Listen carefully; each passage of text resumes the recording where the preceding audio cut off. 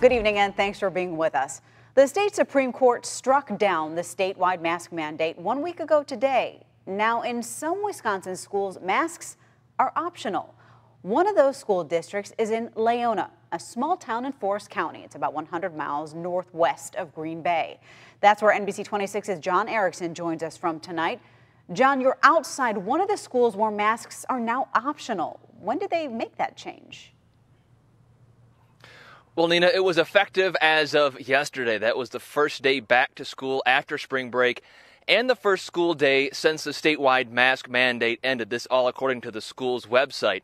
And they're not alone in this region in making this change. One county over in Oneida County, Three Lakes School District making the same change according to their Facebook page. We talked with a Green Bay attorney who specializes in education about what he thinks might need to happen before we see this change on a broader scale.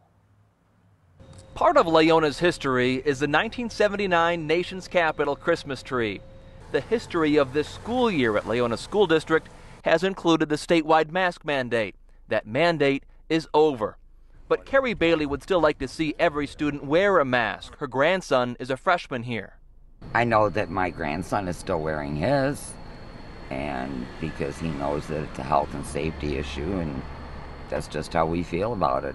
Erin Ellinger has first and fourth graders. As far as the mask requirement ending at Leona, I think it's great.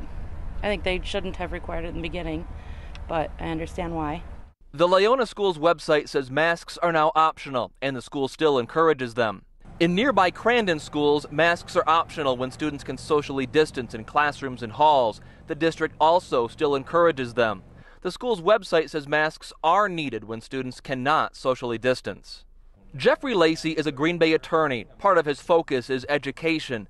We asked about the ability to require masks in school.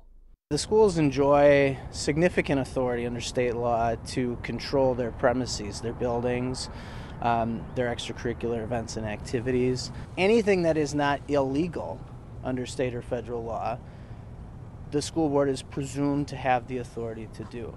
For schools that no longer require masks, we asked Lacey about the possibility of parents suing a school if a child catches coronavirus and has a bad case.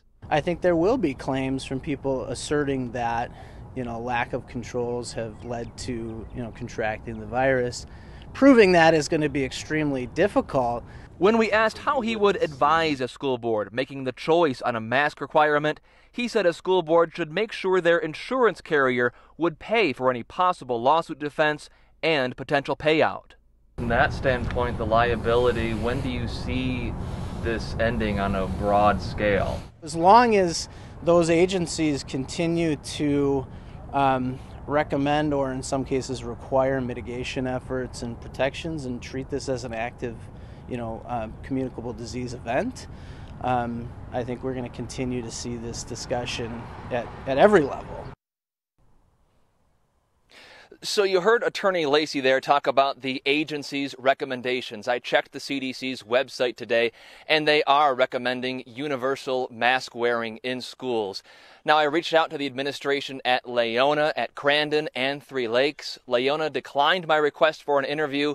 Crandon and Three Lakes didn't get back to me. We're live in Leona. John Erickson, NBC 26.